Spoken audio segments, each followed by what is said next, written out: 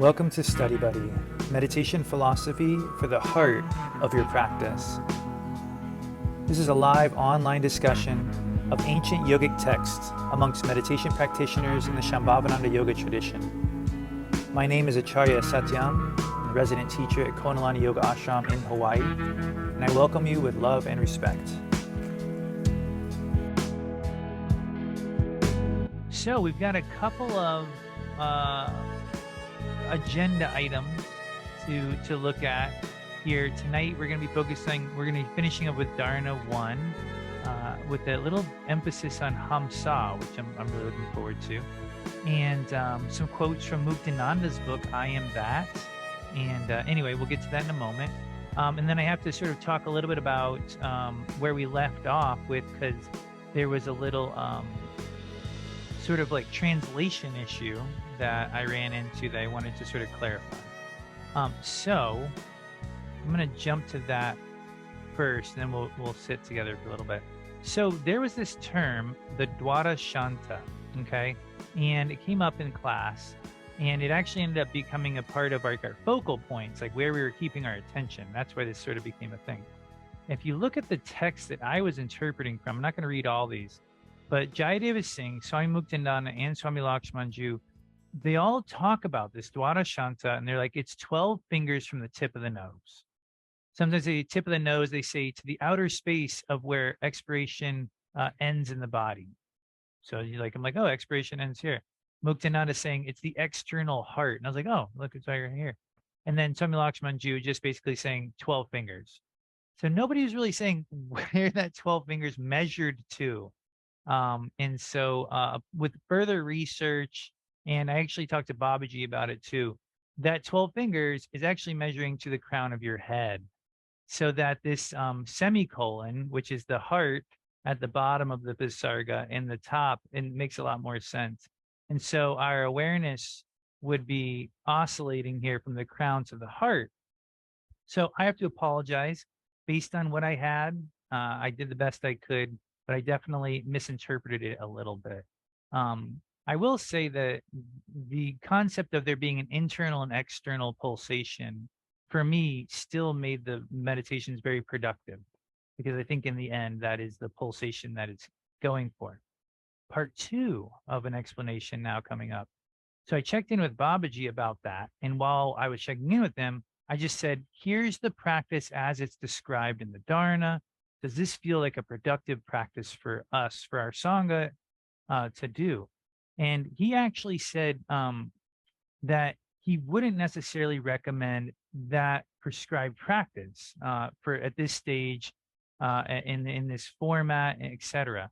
He talked a little bit about how it might not be good to be bringing your attention back and forth from the crown, that you really want to let the crown of the head naturally accumulate your awareness through the practices that we do more sort of more on a daily basis. So made a mistake, but then didn't totally matter. And it's actually good that I made the mistake, because it gave me a chance to check in with Baba about our practices. So focusing down here at the heart, which is the original sort of reps translation, was sort of where we wanted to land with this dharana. So that's sort of a long way of just sort of filling you in on all the work that goes in behind the scenes and where we're landing. And then I also talked to Bob. I was like, well, our emphasis today is on Ham Sah and Dharana 1. And he was like, that sounds great. So we will proceed with sort of the direction we were going to go in. But any questions or comments there before we sit for a little bit with this and then go into some material? Cool. All right. Great. Well, let's take a moment here with the Dharana, and then we're going to expand on it with some additional material from Swami Muktananda and from Babaji. So from your seat, take a moment to establish that lightness through the spine, that balance.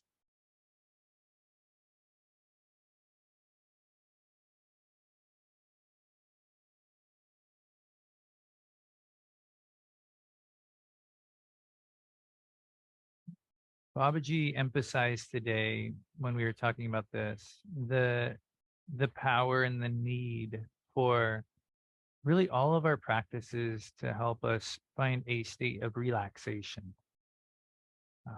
The work that he's been describing about getting beyond technique, I mean, it can be interpreted in a lot of different ways.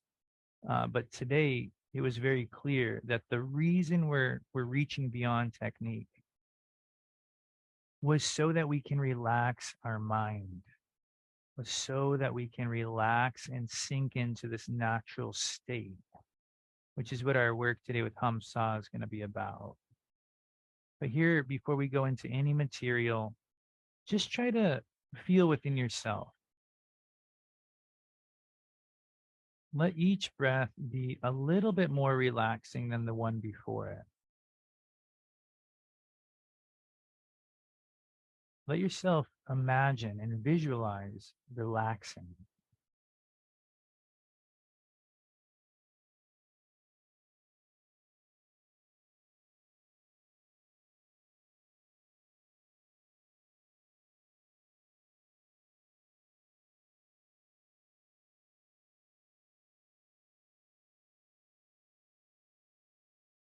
Imagine this natural radiance in the heart. It's already there, right? And relaxing while remaining present allows it to shine through.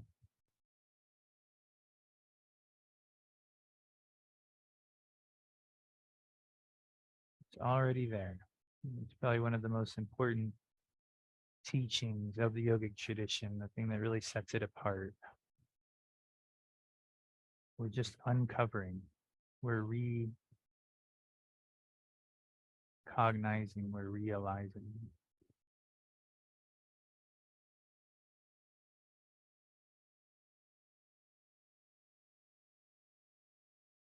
So as the Dharana reads, Radiant One, this experience may dawn between two breaths. After breath comes in, down, just before turning up, out, the beneficence.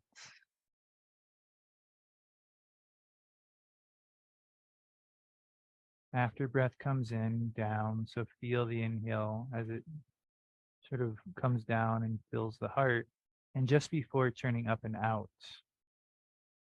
So there is a point between the inhale and exhale that we feel at the level of the heart.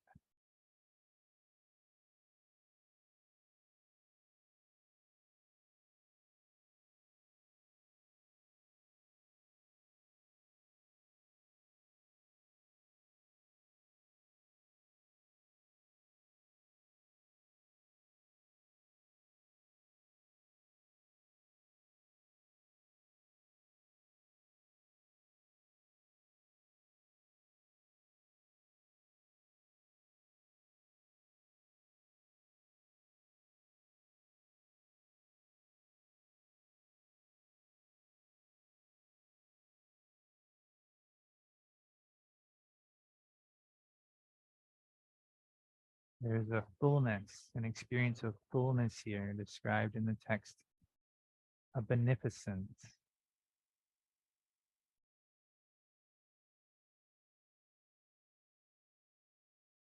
In other translations from Lakshmanju, he uses the word sort of a plentitude and an abundance.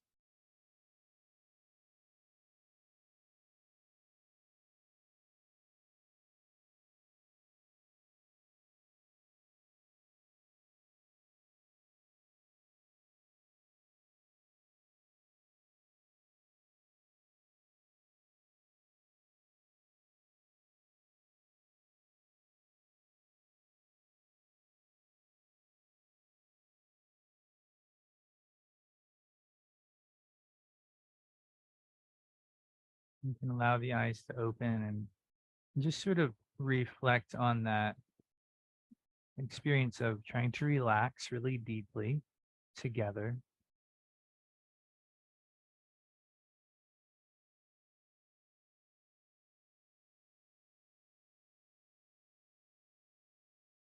throat, shoulders, the scalp, the jaw.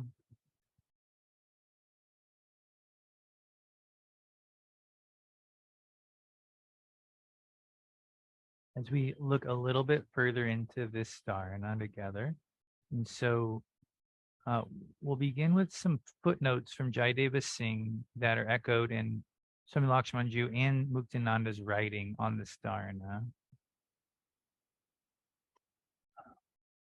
Marcella, are you available to read? Yes. Cool. Ham Sah and Dharana. There is another important interpretation of this dharana. In inhalation, the sound of ha is produced. In exhalation, the sound of sa is produced. At the junction point in the center, the sound of n is added. So the whole formula becomes Ham Sah. The Paradevi goes on sounding this formula or mantra ceaselessly in every living being. Jai Deva Singh. Thank you.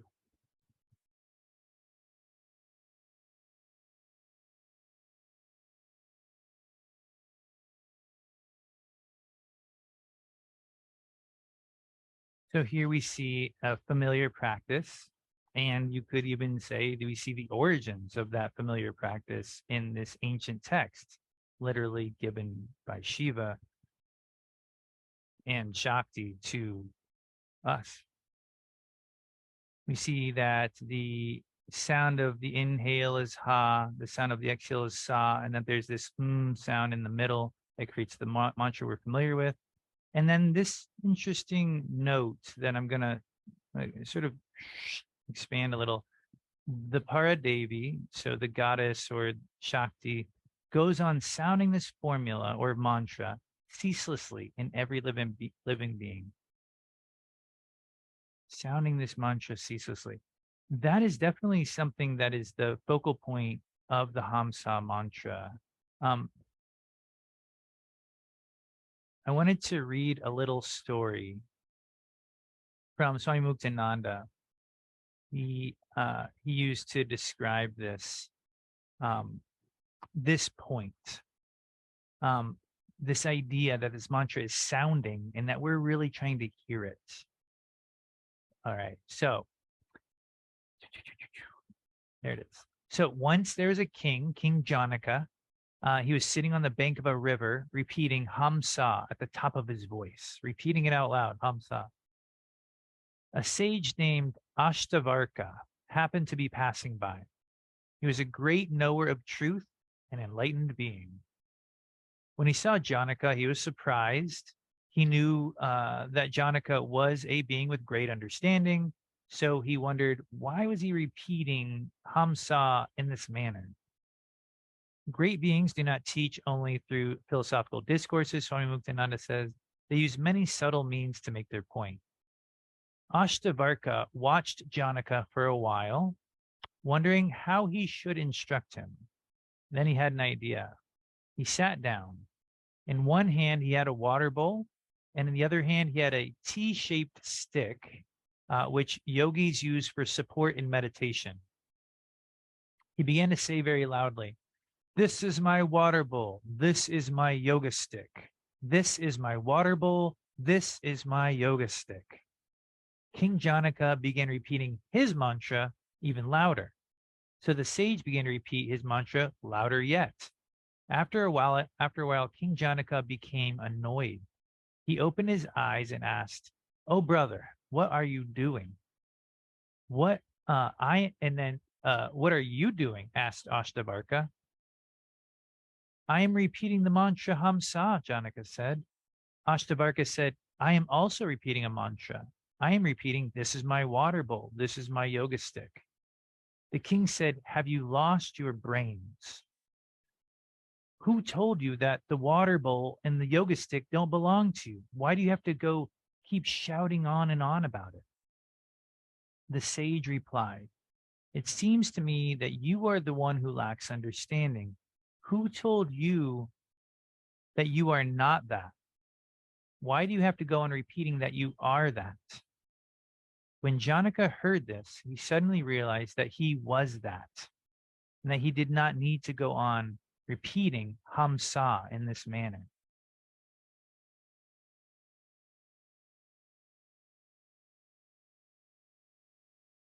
One of the most fascinating parts of the mantra Ham Sah is that we don't say it out loud.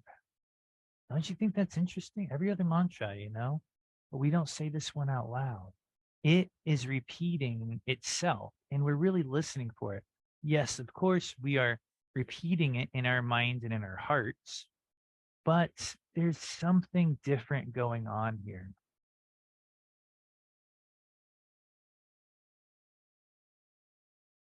Swami Muktananda has this to say right as he concludes that story. Jatila, are you available to read?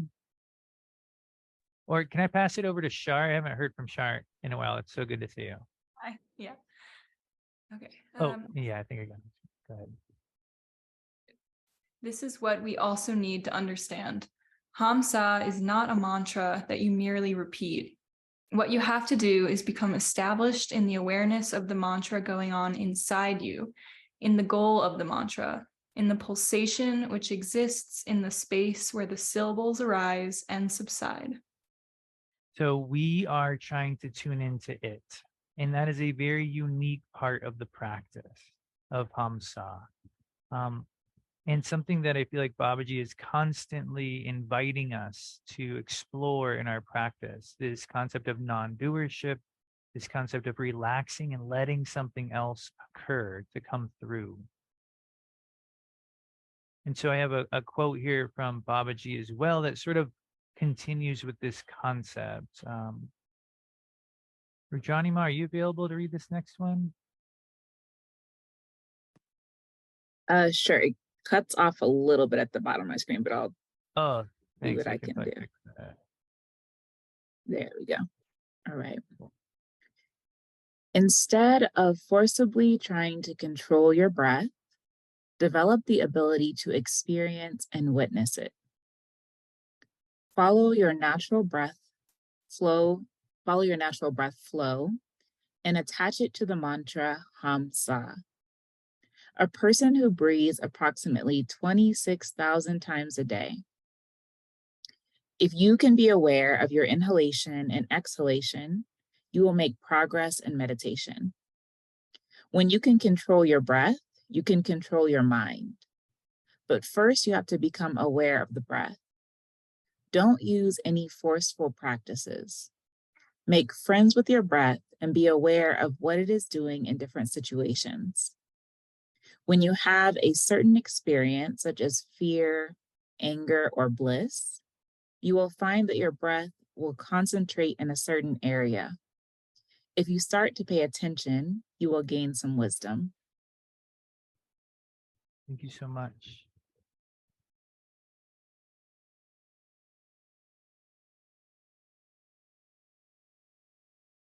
So everywhere we look, the mantra Hamsah is really associated with this witness, a natural breath flow, this detachment, and this ceaselessness, right? 26,000 times a day.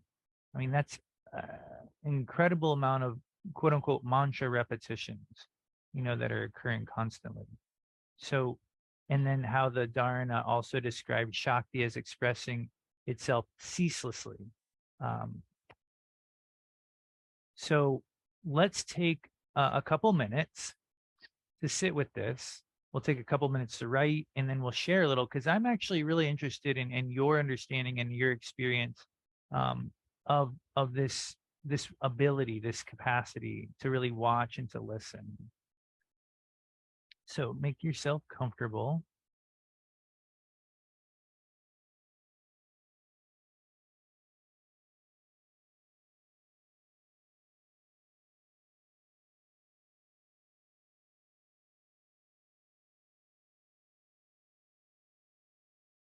You're welcome to have the eyes open or closed. If you have a focal point that you'd like to use, go for it.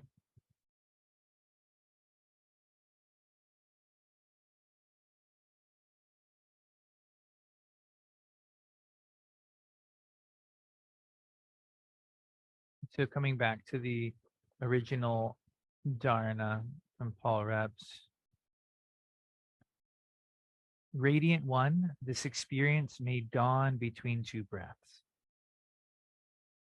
After breath comes in and just before turning out, the beneficence.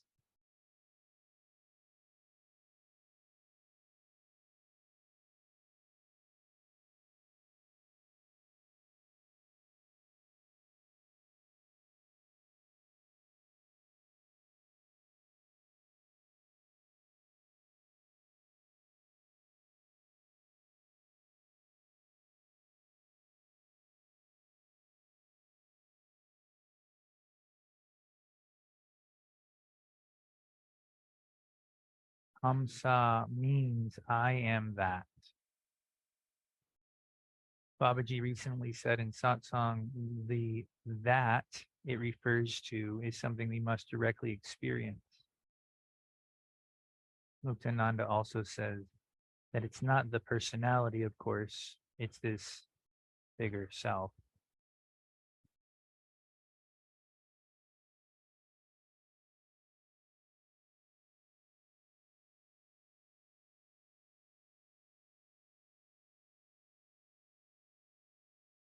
As the Dharana says, this experience must dawn in us, meaning we can't force it. It's a slow progression between a small self to a larger experience.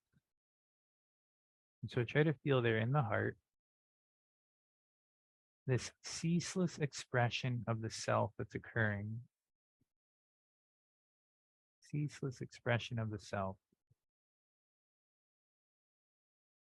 And try to respect the way that you're breathing as the expression of the self. Of course, as we relax more, the breath will change, but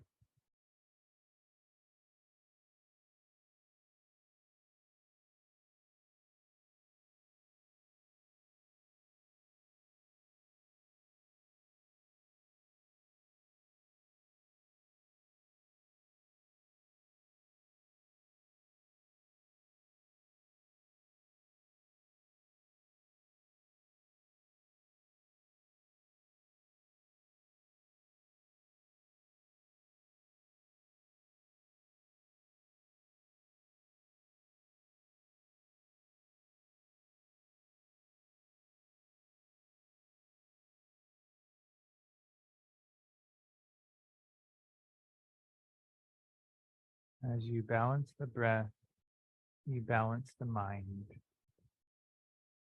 Swami Muktananda teaches that it's an imbalance of breath that creates all the thoughts that distract us.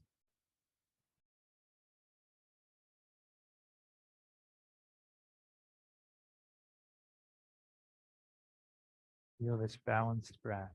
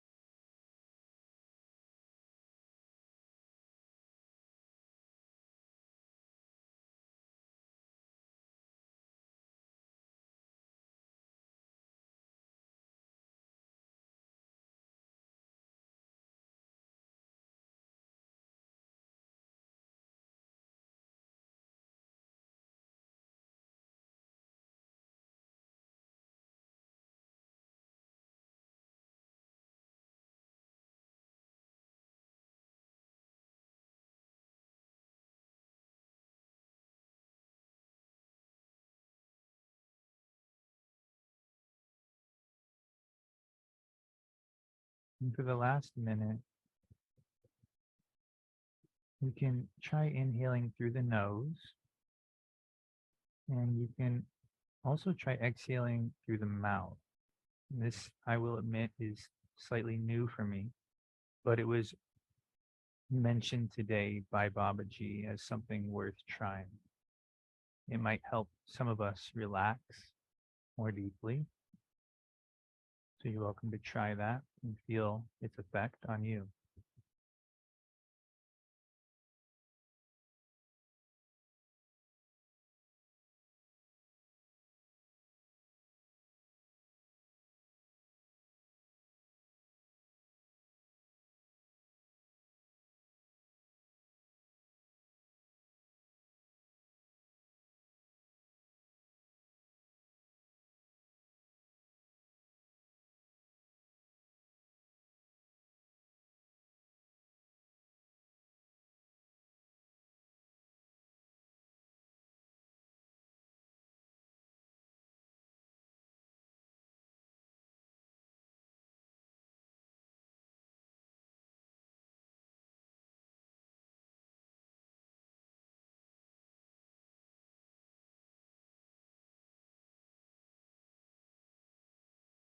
You can move the spine a little bit.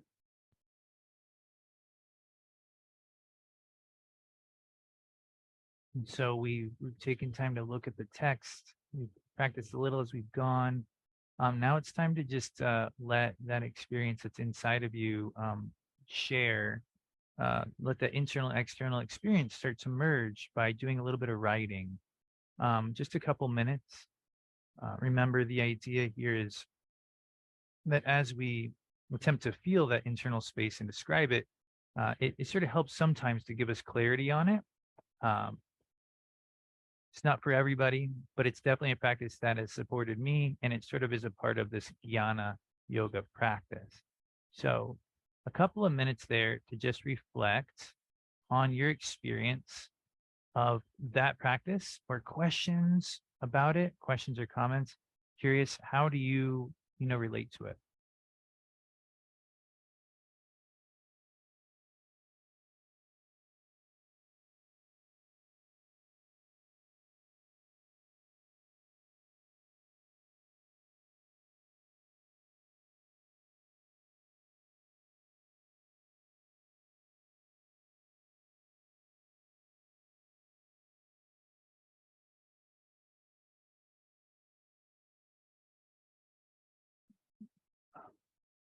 If you need a little bit of inspiration for your writing, you can reflect back on, well,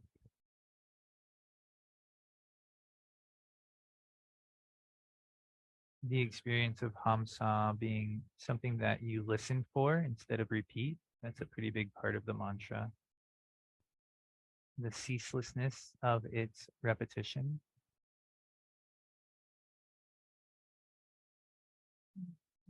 This theme of relaxing, whether that's something you feel like you're working with well or have questions about.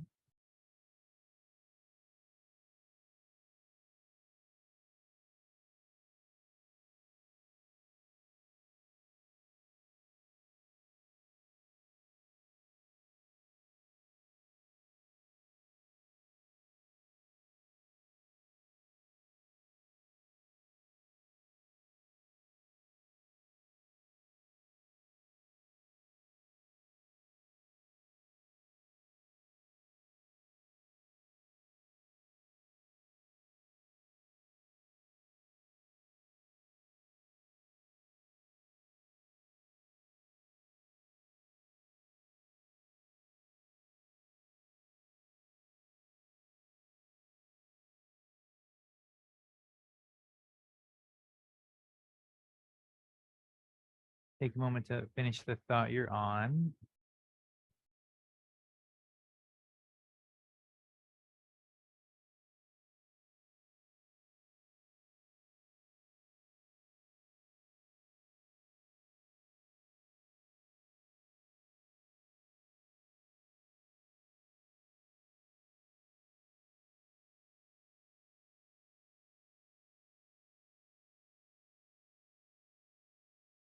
And let's take a little bit of time. Let's just reflect a little on Hamsah or on the ceaseless repetition or the relaxing premise. You're welcome to start the conversation by simply, maybe you want to read what you wrote or just ask a question or a comment. Anyone want to kick us off? This conversation could go in a few different directions, so just feel empowered. Go ahead, Bob. There we go. I looked down at what I wrote last week and I was like, that kind of hits the nail on the head for me again this week. It says, I wrote, the surprise of recognizing the stillness is the door to joy. As Sah fades and before Hum dawns, an experience of lightness blooms in the heart and fills the space from the heart to the crown. This space rings with a sound that the ears can't hear, but in which the spirit floats. Wow, you wrote that in the 2-minute pre-write? I Wow. wrote the second half in this 2 minutes. Really? Yeah, Wow, you that built on your the first pre-write. part I wrote last week. Amazing. That was really special. Thank you for sharing that. That was pretty amazing. I'm Thank glad you mentioned the crown this week. After talking to Baba, mentioning the Yeah. crown.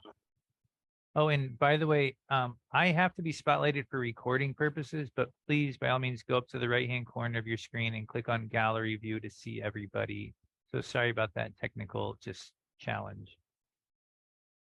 Yeah, I was grateful to have checked in with Babaji. I don't, I feel like just a vessel. I'm really just trying to, what does this class want to be? What does Baba want it to be? How would it serve us? So yeah, I was grateful to have that chance. But yeah, thank you, Bob. It really felt like there was a definitely that feeling, that radiance feeling came through in what you just said. Like you could really feel that radiance, and also that quality of letting something come through, a natural flow, an observational quality. These seem to be the focal points of the Dharana, Thank you. Yeah, Yogita, I see you're unmuted. Go for it. Okay, what I wrote was Ham Sah helps me go deeper and open wider. Ham brings me deeper inside my heart, and Sah, I open up. I don't go out. I found that breathing through my mouth very distracting because I had to go up and think about my mouth. But I remember Baba saying that it's supposed to be opening you, not going out. But the Sah, the Ham Sah is I'm watching it as it takes me deeper in my heart and opens the heart wider. So that's what I'm experiencing. Thank you. Yeah, I think you bring up a really valuable point. Another, part of the discussion today. Didn't realize there were so many points. I really didn't realize there was so many points, but that's the magic of Babaji. Is he was saying that, we go into our heart with our inhale, and it's so easy to just go out with the exhale. And he was saying it's really important that the exhale is what actually helps you sink into the space that you just made. That like that's the time to go in and to go deeper is with that exhale. It's so easy to go out, but he's like, it's actually just the opposite. Like everything, like that's the opening. So thanks for bringing that up.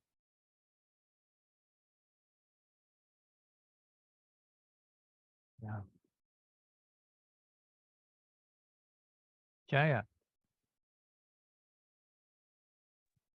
Thanks. I realized when we were doing that practice is that I only do the Hamsah when I'm falling asleep. And I think because I have such a deep sense of relaxation associated with it, that at that moment when I realized that, I was like, I can't reach for this during the day. Like there's no way I can relax this deeply during the day. So it was just kind of an interesting observation that some of the other mantras that I do, I kind of it almost, there's like a tension of like reaching for something or doing something with the mantra, or trying to achieve something with the mantra. But with this, it does really feel like such an opening. So yeah, I really got that. Thank you. I'm just sitting with that. So was there a challenge with staying conscious? Because you said you use it to go to sleep so much. No, not in this context. But Oh. like if I'm around, like going about my day, I just don't, like, I don't think I could, like, that level of relaxation is Yeah. not available to me during the day Yeah. somehow. If that makes sense. It does. But it was I think. Oh, go cool ahead. to notice. One more time. It was just an intro. I've never realized it, but I'll try to play with it. Mhm. Yeah, I think that another way of experiencing Hamsah in like our everyday setting, because it would be such a challenging mantra to repeat as like a mantra. I agree with you, but it's this witnessing the ceaselessness of Shakti. The waves coming, literally could be watching the waves roll into this, but we're not always in that setting. But there's like like literally, don't you bike to work, or used to? You do, yeah. It's like if you were to just stop on your bike anywhere, there's there's endless motion on the roads, endless motion happening. There's like endlessness of people walking by. There's wind, and then there's no wind, and then there's wind again. For me, it's like the Hamsah mantra in life is really just trying to feel that pulse of reality that's just ongoing, as the text says multiple times, ceaselessly going. And it's almost like that observation is your mantra. It's what keeps you present, and it keeps you engaged in the present, and it is really repeating itself, and you're really just watching it. So that's just one way that in working with this dharana, and really that was really something that expressed itself to me. I was like, oh, the Hamsah mantra is ceaselessly expressing itself. Shakti is ceaselessly expressing themselves. It seemed like it was trying to get us to see these two realities. Yeah, Rujanima. Yeah, I was gonna say I kind of connect with it in that way. And for me, it's more comforting. Like, and I think that, like, sorry, my cat is over here. If you hear that, she's fine. Cats always know when the Shakti's flowing. Yeah, she's like, is it dinner time yet? No, but it's more like it's comforting because it just reminds me that the goddess is always in support of my life, of my existence, So yeah, so I enjoy thinking of it like that. Just sitting with that feeling. Oh, that's really helpful. It's not just expressing itself ceaselessly, randomly, as you were putting it, as you were saying, it's just expressing itself ceaselessly in support of your life. It's ceaselessly supporting you over and over, just like your breath is ceaselessly supporting you. That's feels really good.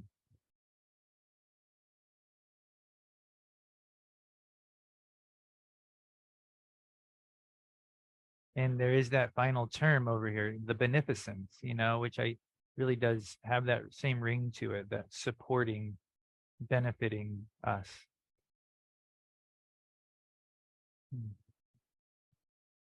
Thanks for joining, Mama. Well, this is nice. Hamsah is such a fundamental practice. You can go years without talking about it. But it's really nice to have some time to talk about it, to ground it in a little bit of philosophy, to show its origins, see some perspectives. There was even a little story in there, if you remember. So it's sort of a good little session on Hamsah. Any comments or questions to sort of like bring us into that final part of class? You want to say something? Grab that mic. We have a comment right here. 1 second. This is from Colin, and just give me one. See if I can get the camera on him real quick. Hello. Yeah. Can y'all hear me? Cool. I wasn't gonna say anything, but then I saw on the clock that it's 3:43. And what I was looking at in my notes is the class where we talked about Shiva Sutra 3.43. So I felt called upon to say something. I don't know what the full sutra is because my notes are kind of messy, but what I have written down here is entering the breath prana is the first change of God consciousness. This is the initial step towards manifestation. And when we did this class, that really sat with me. And I feel like recently I've been doing a lot more work with Hamsah on my own, like in the evenings. And I kind of relate to Hamsah in that way. I think I really resonate with, and like that story you just told, how it's not something you're like with other mantras that you would necessarily start by doing outright out loud, but almost like something that you're just tuning into. And kind of as you soften and open, there's like an internal listening, even though you're doing the repetition internally. And I feel like as I continue to do the practice, the reason it reminded me of this sutra is because I find myself feeling more intimately the relationship between my breath flow and my experience of the manifestation of my reality around me. Just kind of like how, like yesterday, for example, I was telling Sachman Abaya, I decided to go surfing, and there's some massive waves here currently because of a storm. And it was a pretty scary experience. I got caught in a rip current and I had to paddle for like 30 minutes. But for some reason, there was a moment where I just felt myself freaking out, and my breathing was getting really accelerated and my like body was kind of cramping. And I just reconnected to the breath for a moment while I was in the midst of all this chaos, and everything sort of softened. And then the whole situation seemed to open and soften, and I was able to get out all right and everything was fine. And that's, so I guess that's kind of like a more extreme example, but even at like subtler levels, I notice kind of as I'm able to connect and listen to that Hamsah that's going on all the time, my experience of reality can change or open. So glad it was 3:43.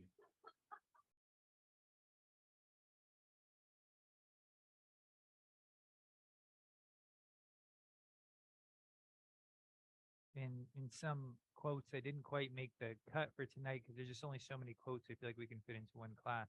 Swami Muktananda definitely goes out of his way to say in multiple times that Oh, Sachin, we can't hear you very well. yeah. Okay, thanks. Yeah. Oh. Yeah, let me see that. Thanks for joining, Mike. I'm assuming this is better. Thanks. Rechargeable batteries, you know, they only last a year, but better than every week. But yeah, what I was saying is Muktananda had numerous quotes in this text about literally the whole book's about I am that Hamsah, about the relationship between an uneven breath flow and a disturbed mind, just thoughts, worries, all that stuff. He's just like they're one and the same. They're one and the same. When your breath flow is uneven, your mind is busy. You even out your breath flow, the mind calms. It's just like one concept. It's a mirror image. So yeah, I think you really addressed that really clearly in that relationship is real. Yeah. So it seems only fitting that we should take the last part of class here to sit together. Would you be able to grab that microphone stand? So make sure you're comfortable. This was another part of class. Babaji said it was really important that we always get to. So we always end with meditation. We don't just talk.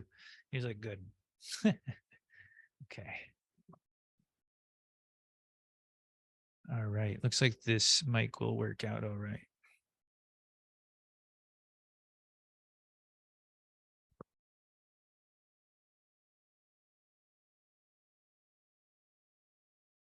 Thanks again, everyone, for feeling inside during this class and making that sharing session so real. Let's, jump right in to this experience to really just to start listening. Feel your body in space, like feel how you're sitting, observe your seat.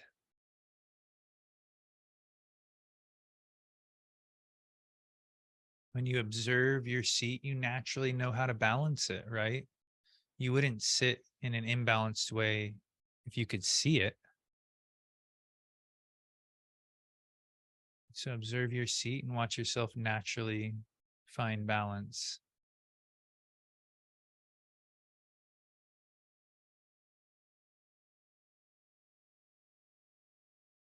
And then the next kosha, the next layer, once that seat balances, the breath is easier to feel.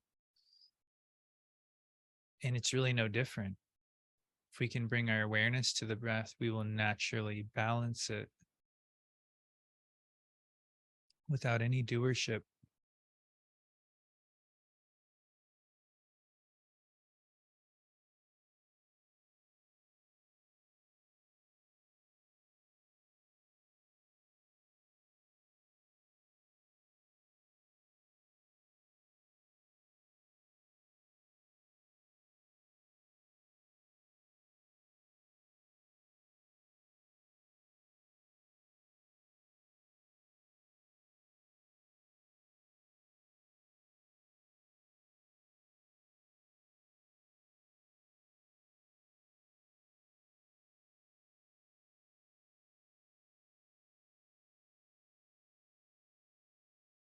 Feel the forehead and the eyes soften, whether they're open or closed, they can still be soft. Feel the jaw release any excess tension. The base of the skull, where it meets the neck, light, floating, occasionally swallowing to release any tension in the throat.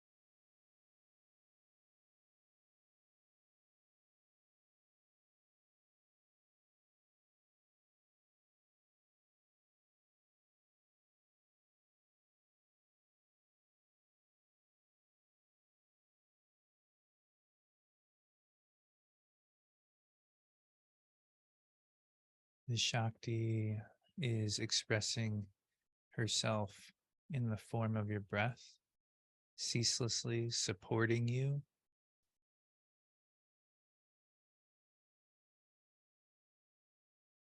benefiting you.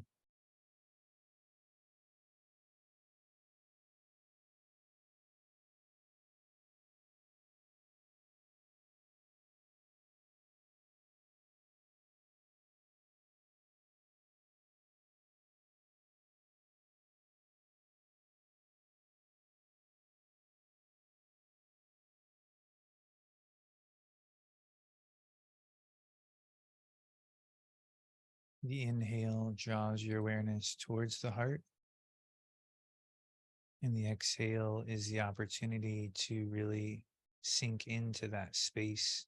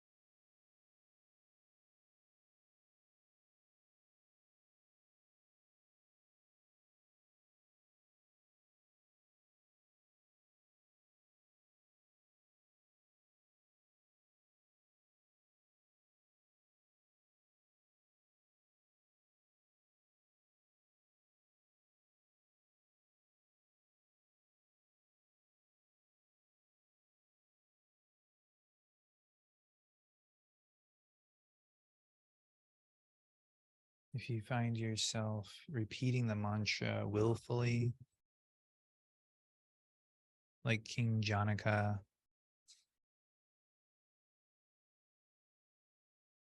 try to relax and listen and feel.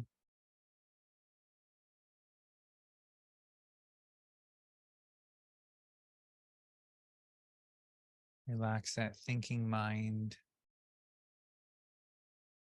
and let the Shakti bring you the experience of the breath.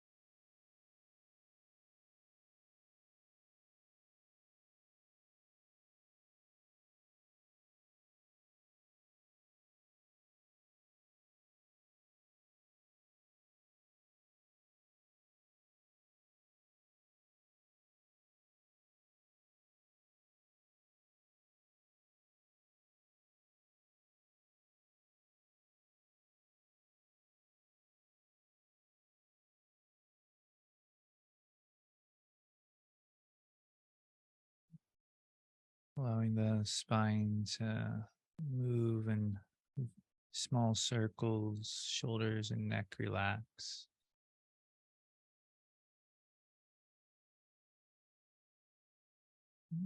So hopefully this class tonight allowed you to explore some hidden depths in a practice that might seem familiar, and allow you to really go for those depths in your personal practice.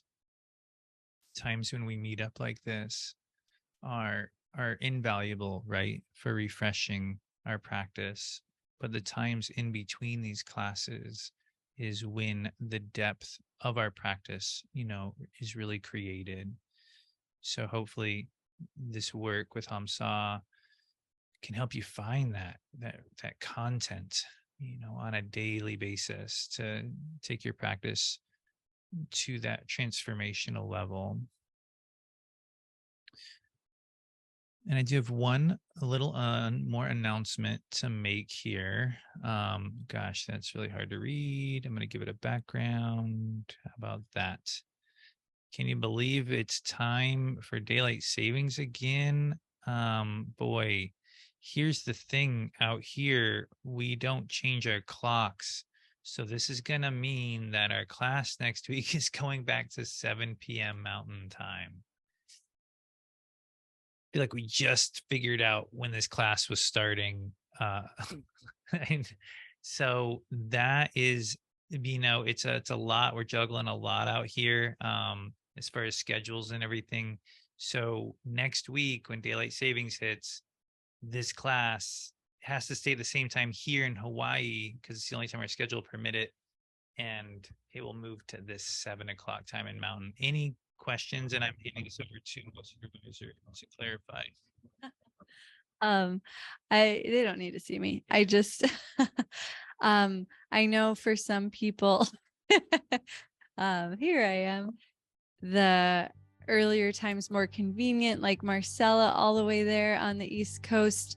And so I just wanted to share, I know there's some people that haven't been able to come since we moved it to the earlier time.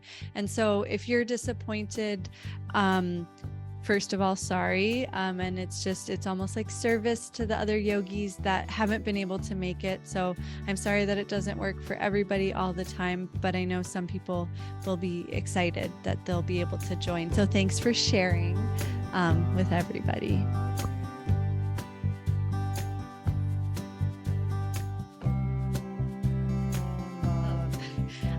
Satyam's reassuring you that daylight savings will come again.